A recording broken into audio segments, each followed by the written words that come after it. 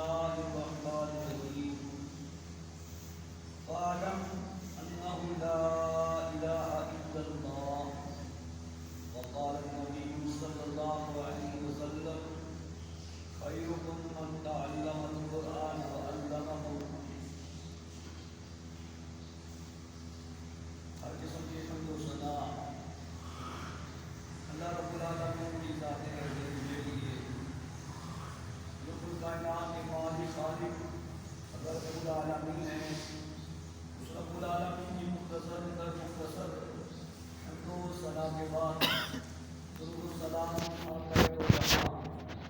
سراج منیر بدر منیر محبوب کبریا سرکار مدینہ سرور سینہ جناب محمد کریم صلی اللہ علیہ وسلم کی ذات اقدس پر ہوں. اس نبی کریم صلی اللہ علیہ وسلم پر بے شمار درود و سلام جس نبی اکرم صلی اللہ علیہ وسلم کی اطاعت اور فرمانبرداری راہ جنت ہے.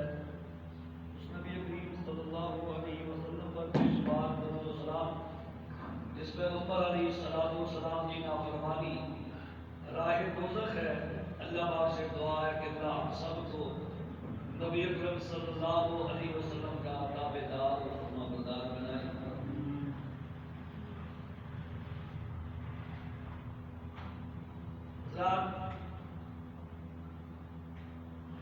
اللہ تبارک و تعالیٰ نے قرآن کریم انسانوں کے لیے رہنمائی کے لیے اس کتاب عظیم کو محفوظ کیا ہے تاکہ قیامت تک کے آنے والے تمام انسان اس کو سمجھ کر اس پر عمل کر کے اپنی زندگیوں کو سنوار کر اپنے اصل گھر میں داخل ہو جائے. کیونکہ انسانوں کا اصل گھر جنت. اس جنت میں جانے کے لیے ہمیں قرآن کریم کو پڑھنا پڑے گا, قرآن کریم پر عمل کرنا پڑے گا, قرآن کریم کو اپنی زندگی کا حصہ بنانا پڑے گا. پھر ہی ہمیں جنت کا صحیح راستہ ملے گا, پھر ہی ہم جنت میں داخل ہوں گے. تعلیم علم ایک لازوال دولت ہے. علم کے مقابلے میں دنیا کی کسی دولت کی کچھ بھی حیثیت نہیں. اور علم ہم نے تو سمجھا ڈگریوں کو علم, دنیا کی ہسٹریوں کو علم.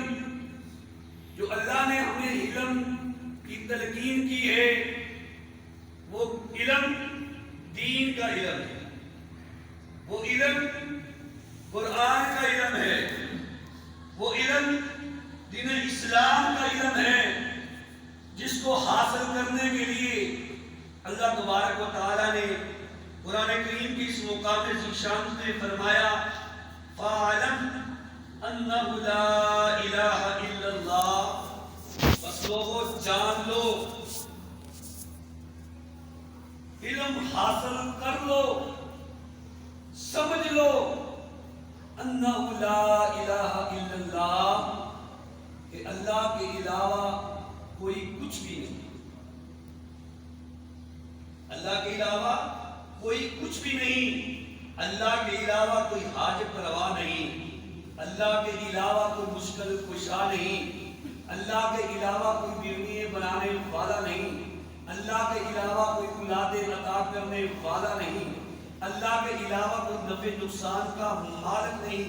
ان تمام چیزوں کو سمجھنے کے لیے ہمیں علم حاصل کرنا ہوگا.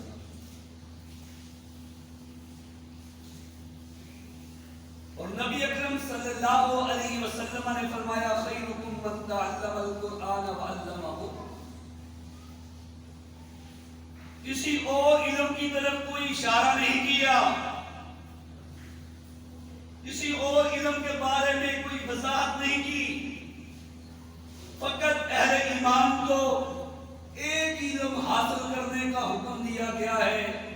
وہ قرآن کا علم ہے۔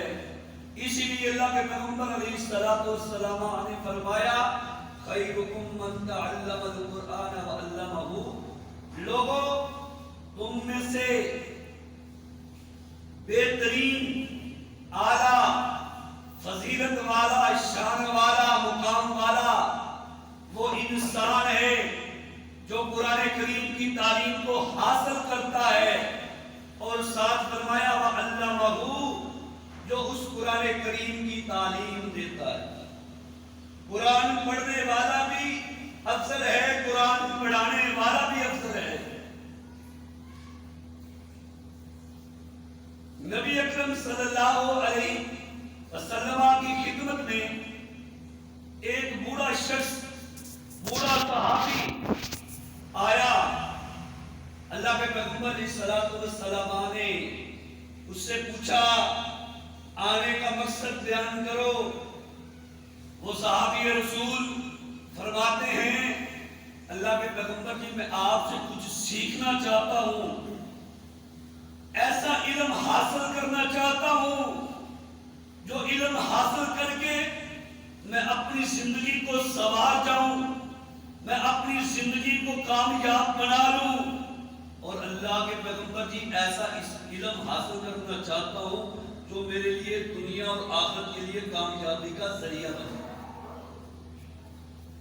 ہم معاشرے میں رہتے ہیں، ہماری اولادیں ہیں، ہمارے بیٹے ہیں، ہماری بیٹیاں ہیں، واللہ ہم جانتے ہیں ہمارا شعبہ ہے، ہم لوگ اکثر بیشتر لوگوں کی قرآن کے لیے کوئی توجہ نہیں، قرآن کریم کی تعلیم حاصل کرنے کے لیے کوئی پلان نہیں، جو کرتے ہیں وہ کرتے ہیں، اکثر بیشتر دنیا کی تعلیم کے لیے اپنے بچوں کے لیے جدوجہد کرتے ہیں، دنیا کی تعلیم حاصل کرنے کے لیے اپنے بچوں کا انتخاب کرتے ہیں۔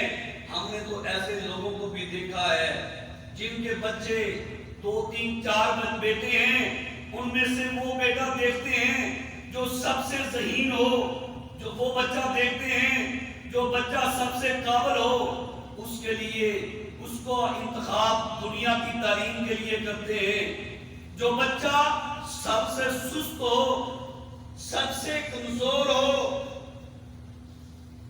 اس کا انتخاب ہم اپنی جان چھڑانے کے لیے مدارس کا انتخاب کریں۔ جس میں کوئی عیب ہو، وہ سست ہو، کسی بھی شکل میں، کسی بھی معاملے میں، ہم اس کے لیے انتخاب مدرسے کا کرتے ہیں کہ چلو یہ بھائی یہ بچہ اسکول پڑھنے کے قابل نہیں ہے، ٹیچر کہتے ہیں یہ سست ہے، اس کو چل کوشش کرتے ہیں مدرسے میں داخل کرواتے ہیں۔ جب اس بچے کو ہم مدرسے میں داخل کرواتے ہیں اللہ کی توفیق سے، کیونکہ اللہ کے پیغمبر علیہ السلام کے فرامین کو سامنے رکھا جائے تو اللہ کے پیغمبر علیہ السلام نے اس آنے والے برے شخص کو کیا فرمایا تھا؟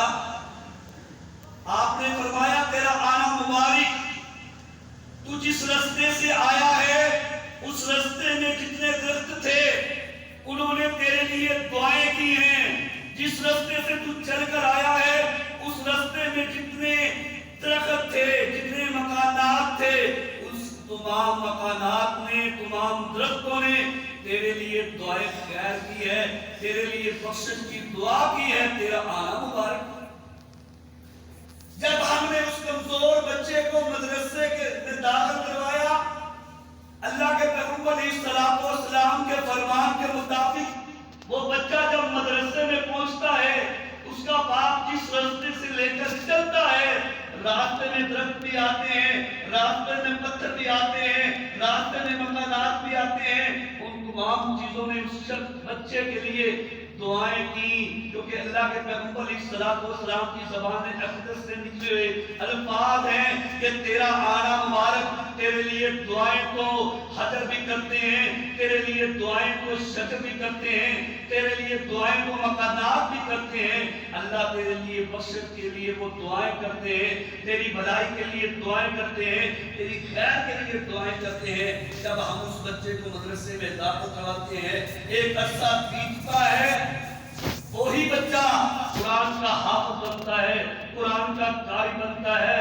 دین کا دائی بنتا ہے، دین کا سپاہی بنتا ہے، جب یہ باپ فوت ہوتا ہے، جب یہ باپ فوت ہوتا ہے، اس کا جنازہ قبرستان میں لایا جاتا ہے، جنازہ میں لایا جاتا ہے۔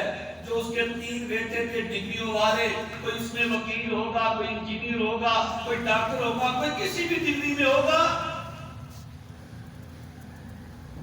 اس میں اتنا بھی سینس نہیں ہوگا کہ آگے کھڑا ہو کے اپنے باپ کا جنازہ پڑھا دے، اپنے باپ کے لیے بخشش کی دعا کر دے۔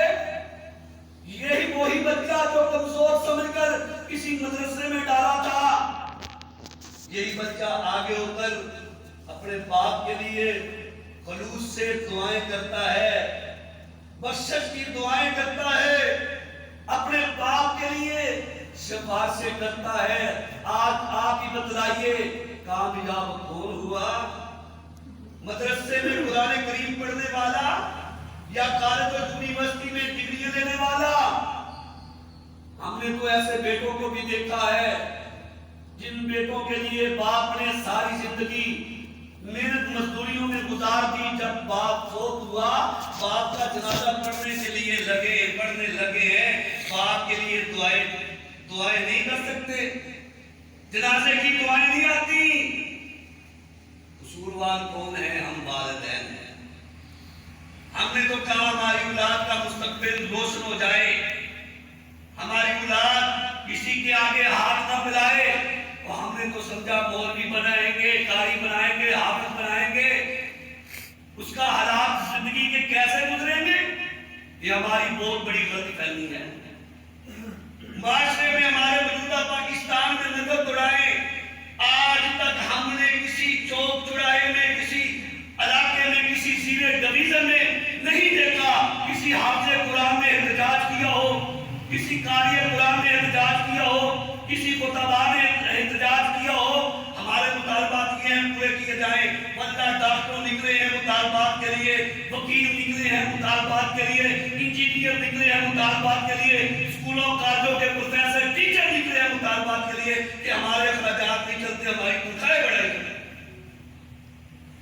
50,000 سے زیادہ تنخواہیں ہیں، 1,00,000 کے قریب تنخواہیں ہیں، وہ مطالبہ کرنے کے لیے میدانوں میں نکلے ہیں۔ واللہ حافظ قرآن کی تنخواہ 15-20 ہزار سے زیادہ نہیں ہے، وہ کبھی نہیں نکلے میدانوں میں کہ ہم احتجاج کریں کہ حکومت ہمارے مطالبات پورے کرے۔ بہتر کون ہوا؟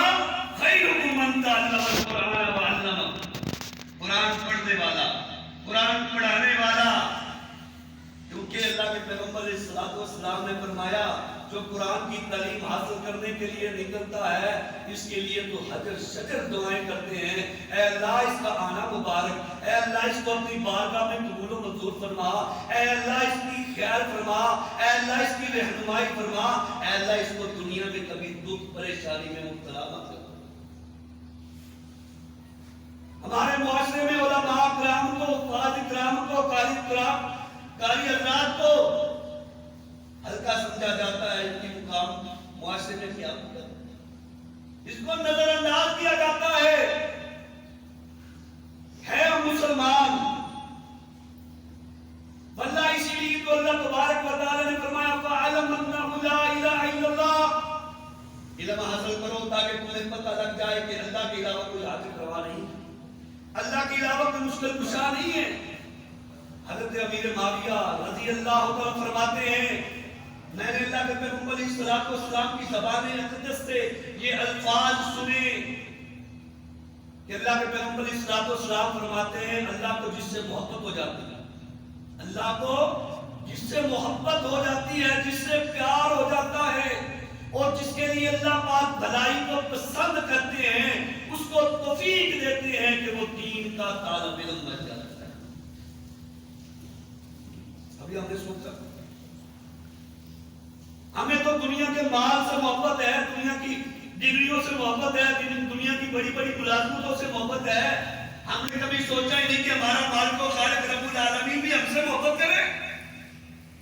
اللہ کے پیغمبر علیہ السلام نے تو فرمایا تھا جو بندہ دین کے لیے نکلتا ہے، دین کی تعلیم تعلیم حاصل کرنے کے لیے نکلتا ہے وہی نکلتا ہے جس سے اللہ کو محبت ہوتی ہے۔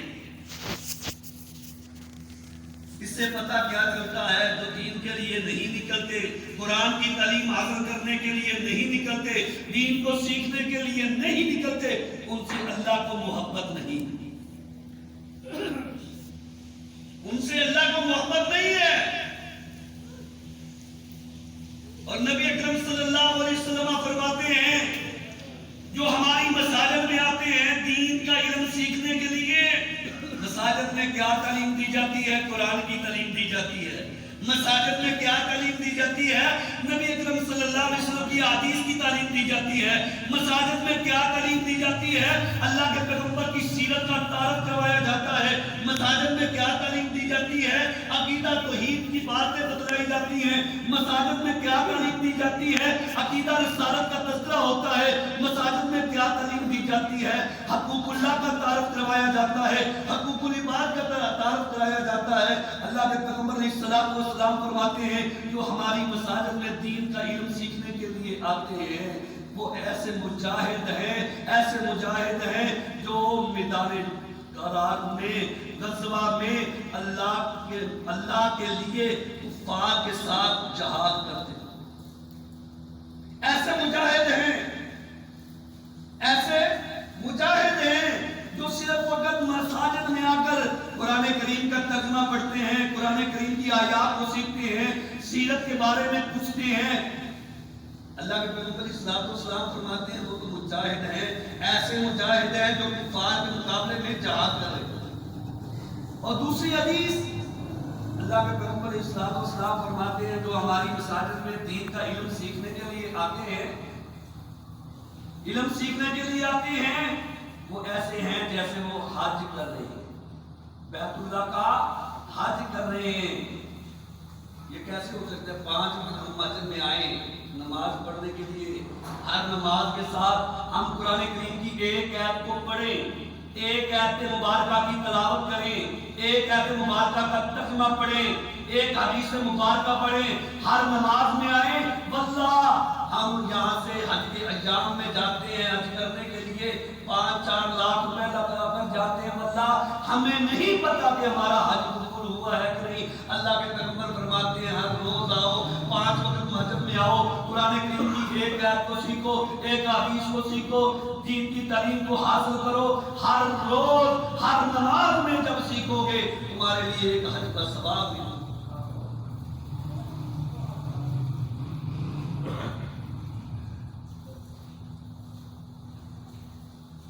اور اللہ تبارک و تعالیٰ نے قرآن کریم میں بلند ترین لوگوں کا ذکر کیا، فرمایا یرفع اللہ الذین آمنوا منکم والذین اوتوا العلم درجات۔ اللہ تبارک و تعالیٰ فرماتے ہیں ہم ان لوگوں کو بلند کرتے ہیں، ان لوگوں کو بلندی عطا کرتے ہیں جن کو ہم نے علم عطا کیا ہے۔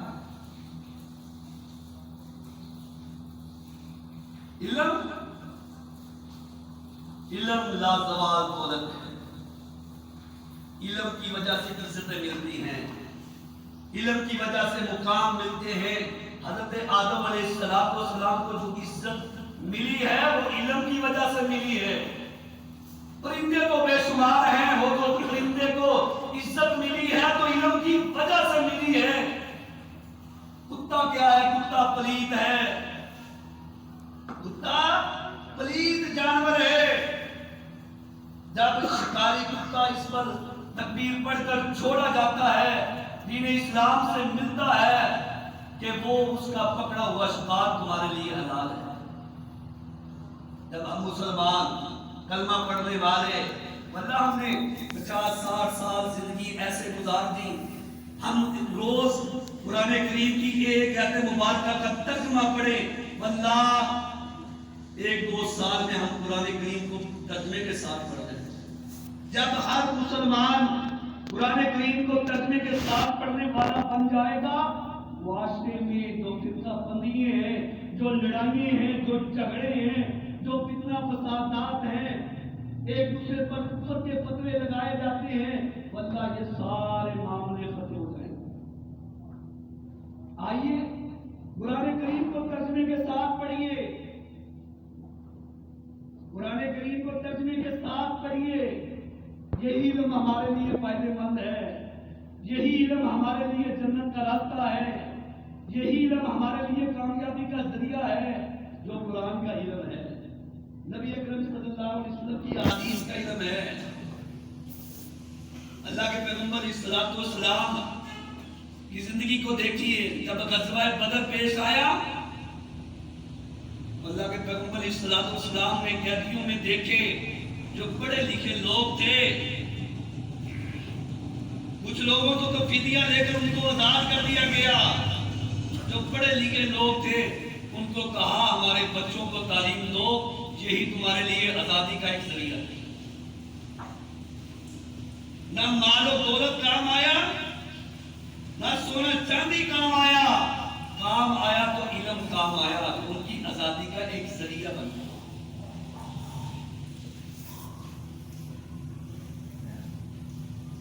اور اللہ کے پیغمبر علیہ الصلوۃ والسلام کی ایک بڑی پیاری دعا ہے اس شخص کے لیے جو دین اسلام کا علم حاصل کرتا ہے۔ دین اسلام کا اللہ کے پیغمبر علیہ الصلوۃ والسلام فرماتے ہیں، بخاری کی صحیح روایت ہے، صحیح البخاری میں موجود ہے، اللہ کے پیغمبر علیہ الصلوۃ والسلام فرماتے ہیں جس شخص نے ہماری بات کو سنا، ہماری حدیث کو سنا، ہمارے پیغام کو سنا، فقط سنا، سن کر دوسرے انسان تک پہنچا دیا، اللہ کے پیغمبر علیہ الصلوۃ والسلام ہاتھ اٹھاتے ہیں، اللہ اس شخص کو سرسبز و شاداب رکھ، تر و تازہ رکھ۔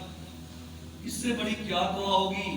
آج ہم جس دور میں زندگی گزار رہے ہیں، بڑا پرفتن دور ہے، ہم کہتے ہیں کہ بے چینی نہیں جاتی، بے قراری نہیں جاتی، بے سکونی نہیں جاتی، سکون نہیں ہے، مال ہے، اطمینان نہیں ہے، عیش و عشرت ہے، قرار نہیں ہے۔